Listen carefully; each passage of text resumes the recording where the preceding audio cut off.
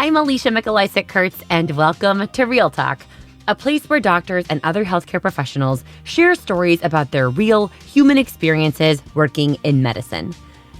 On today's episode, we will hear the final of 4 stories we recorded at a live Real Talk session with the emergency medicine residency doctors at LSU New Orleans. Today's story comes from Dr. Brianna Wapples, a third-year resident at LSU, originally from West Orange, New Jersey. In our last episode from LSU, we heard Dr. Nick Salerno's story about how residency is truly an all-consuming experience, and we do it for years while the world spins madly on around us in the meantime, both stealing moments we will never be able to take back from it, but also leaving us deep in the trenches of the hospital or the clinic, kind of isolated from the normal world while we hyper-focus everything on our medical training. During that time, all of us experience some pretty intense ups and downs. We make embarrassing mistakes, have countless firsts, are constantly trying to learn and read and study enough, but also just kind of want to find space to sit and binge Netflix and eat hot Cheetos for like 20 hours straight to give our overworked brains a rest after 10 days working in a row on the inpatient floor. Now, actually matching into the residency you will go to is a competitive and weird and kind of insane process. So it's often that we are physically moving away from any existing support systems that we have to go to residency. And then we jump in feet first into this pretty intense experience alone, without our support system that we've always relied on in the past. So what happens when it gets to be too much? When you need support, but you're hundreds of miles from home? This is Brianna's story. All right, so I'm going to tell you guys a story about the most important people in my life and probably one of the hardest years of my life. My intern year was a really rough year for me. I had just moved down from New Jersey, and it was my first time really being away from home. But despite me relocating, I met a really good group of residents and faculty here, and I never quite felt isolated down here. I was excited about the move. Like I said, I was leaving my siblings, my parents, my close friends, and I'd always lived within a few hours away from being able to access them, and they were my main support group going through med school and this whole process of medicine. So my intern year, it was the typical struggle that most people have. It was the long hours. We were doing 12-hour shifts back then, which has since changed. It was a steep learning curve of acquiring the new skills. It was the imposter syndrome that comes with everything in intern year. So I was just getting comfortable, and around October, I had gotten a phone call out of the blue from my mom while I was on a shift. And she told me that my dad was in the hospital and was diagnosed with a brain abscess. And he had failed all the first-line therapies of antibiotics. He was pretty sick. My dad is probably one of the healthiest people that I know. He's a vegan. I thought he was going to outlive me. He exercises every day. This is not the person that I thought was going to take such a big hit to their health. And especially with him, no risk factors. This is out of the blue. Suddenly, instead of being the doctor, I was a family member. For me, it was like being in a nightmare, and I couldn't wake up from my nightmare. I can't even find the full words to express what I was going through. It was like my body felt numb. I tried to intellectualize it. I tried to do all the medical things that I knew to do. I looked up everything that I could find, all information I could find. I talked to people here at the hospital. I talked to ID people. I talked to the neurosurgery people. I talked to his neurosurgeon. I interpreted for my family. I did everything that I felt like I could do for him from here. But it had gotten to be too much, and I had a full schedule. So I found myself in the program director's office at the time, and between him and Miss Kathy, next thing I knew, I was on a plane home. Things happened very quickly. So I remember getting home and things were a mess. I had spent the better part of the next 2 months flying back and forth to New Jersey. I'd spent all my money. I'd spent all my extra time flying home. and I kind of depleted myself.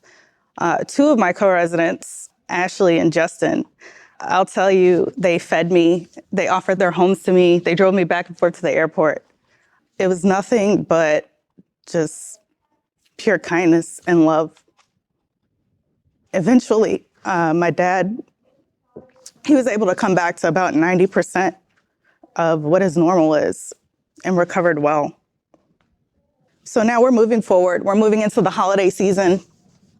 And, things are starting to normalize out for me. I'm getting into my routine. I'm going back and forth to home. I'm going to my shifts. I would come back to New Orleans, struggle through my shifts. I'd fake a smile, have superficial conversations with people. They'd ask me how I'm doing. And I'm like, yeah, I'm fine. Things are good. I'm just keeping it moving. I'm getting through intern year. Meanwhile, I'm like screaming from the inside, like my life is falling apart. It was rough. One person really noticed this in me and sat me down and listened, just took the time to listen. And this was Andrew. Andrew was the second year at the time. And all he did was he sat and stopped whatever he was doing and just talked to me. And I really appreciated that because I needed that at the time. So we're getting to around Christmas, and I got hit hard again. And this time, it was a little bit more expected. So my grandfather, he was chronically ill, and we kind of expected it. So we transitioned him to hospice, and it was a very peaceful death. But again, I felt that my work-life balance was unsettled for me because my sister had saw that I was working. She tracks my phone, and she didn't want to disturb me. So the way that I actually found out is that someone had texted me and said, "Oh, I'm wishing you condolences for your loss." And I was like, wait a minute, hold up. There's too many things going on. Who are you talking about? What's going on? So I call home and they say, we just didn't want to disturb you. We know that you work hard. And I felt like I was always working hard and I wanted to be disturbed so that I can find out what was going on. So, it was still difficult dealing with, the loss of a loved one, even though this one was peaceful from afar. And during this entire time, I would still find texts from co-residents, staff, asking me how I was doing. It was a constant and unceasing source of support for me, which I really needed. And, I just met everyone a few months ago and everybody was just as busy and as stressed as I was, but still took the time to reach out to me. Again, let's fast forward. So we're going from December to February, and it's everybody's favorite day. It's the in-service exam. And, I started feeling back to normal at this time. And I finished my exam. I walked out. It was the best that I had felt in months. It was like a big weight had been lifted off of my shoulders. The plan was that year we were going out to Dave & Buster's. Everybody was going to meet up after the exam. And I was just ready to release and have some fun. I was finally in town to hang out with everybody. So I'm in the Uber on the way to Dave & Buster's. And again, I get another phone call. And unfortunately, those feelings of release were just short-lived. It was my mom again. And she told me this time that my grandmother had died. And this was completely unexpected and something that really hit me hard because we were pretty close. I kept it together in the Uber because I didn't want to freak out the Uber driver. I didn't want her to think I was a weirdo. But I think just everything together was just too much for me. My dad was really sick. Finding out about my grandfather, spending all my money. I was emotionally tapped by this time. And I made it maybe about 3 steps outside of my Uber, and all I remember was things going black. I completely found myself on the ground outside of Dave & Buster's. And it was weird because the only thing that I could think about was, oh my God, I have all my stuff out here. Someone's going to take my bag. And if they don't take my bag, someone's going to call EMS, and then I'm going to have to explain to them why I don't want to go back to work. Oh, man, it was just a bad situation.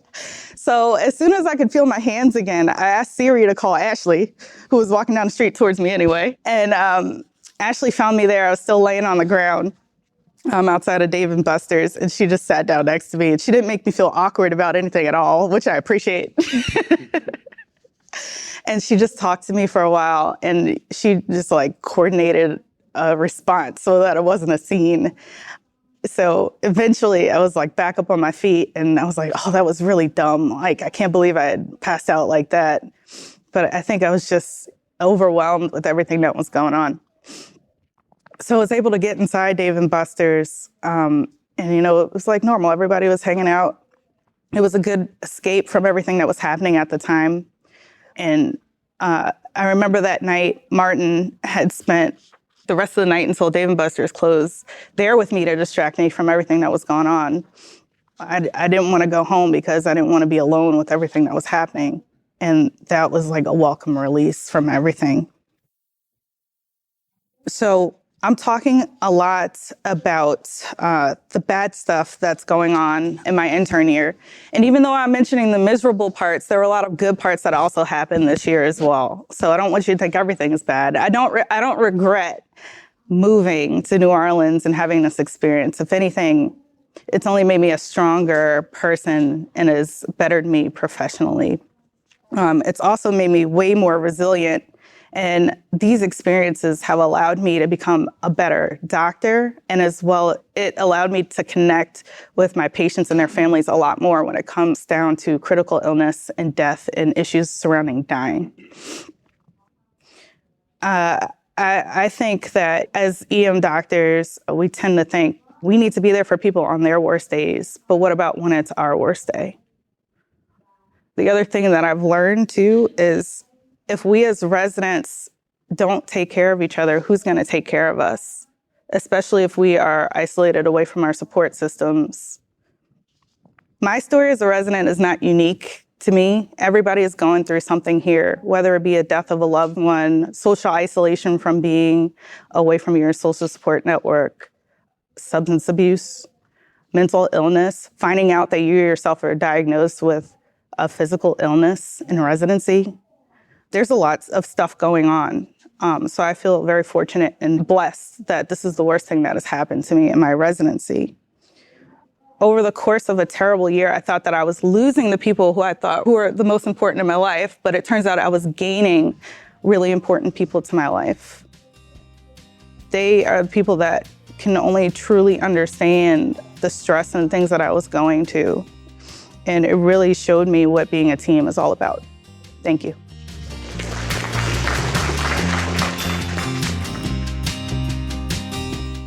Residency is grueling and tough and frustrating and exhausting.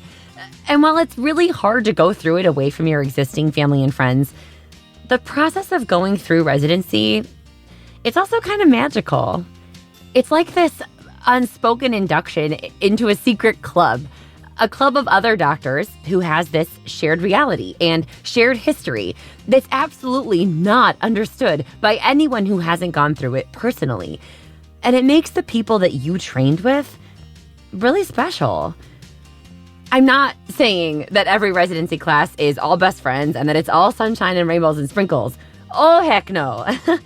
But I am saying reaching the end of residency, you can't help but feel this connection to your cohort, to the people who grew up with you in the House of Medicine, who were there when you put in that first central line, or they talked you through tough cases, or taught you something you hadn't read yet, or vented with you over a beer about that attending that was such a jerk, or who lifted you up as the world around you kept going when you weren't ready, as people you loved who were far away from you got sick or died. Or when you had a panic attack on the steps of Dave & Buster's and needed somebody to make sure that you don't get mugged. As Brianna so perfectly describes, going through residency, it's like you don't even realize that you're forming this special connection to the people and the place around you. And while we all spend the entirety of this experience with increasing excitement for the end of it, when it's finally time to go, it feels like leaving for college all over again. Stoked to grow and move on, but leaving everything you feel you know and everyone that you feel understands you, leaving them all behind. Our co-residents are really special. So for those of you who are graduating residency this month, or those of you moving up into your next post-grad year, take a beat to realize this. There is a lot that's not perfect about residency, I know, but the experience is part of what defines all of us as doctors. It's what makes it so that we need spaces like Real Talk to process everything else we go through for the rest of our career, because our experience is so universal yet so unique to us. So we must lean on each other to actually be understood. It's that new second family, the one that we started in residency, with all its imperfections and, let's be honest, fights and differences in politics too. But it's that family that has become part of who we are. And we should celebrate that.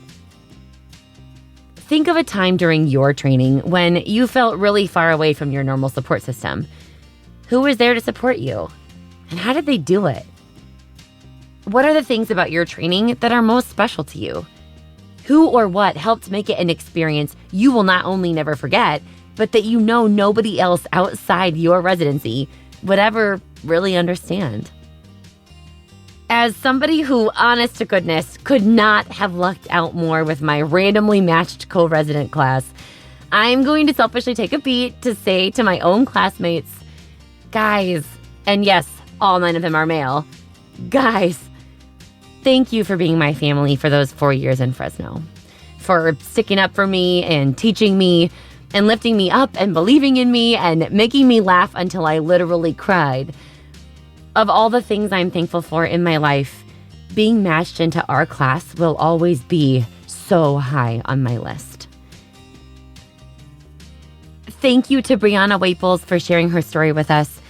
To the residents at LSU and everywhere else who are doing their best to support your new medicine family as you endure the trials of your training together.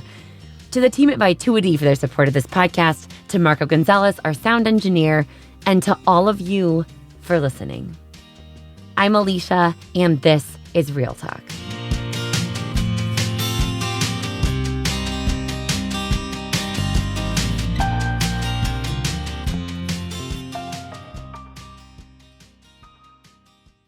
Want to connect with the Real Talk podcast or figure out how to bring Real Talk to your residency program?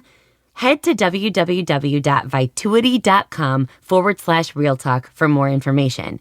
Or email us at realtalk@vituity.com.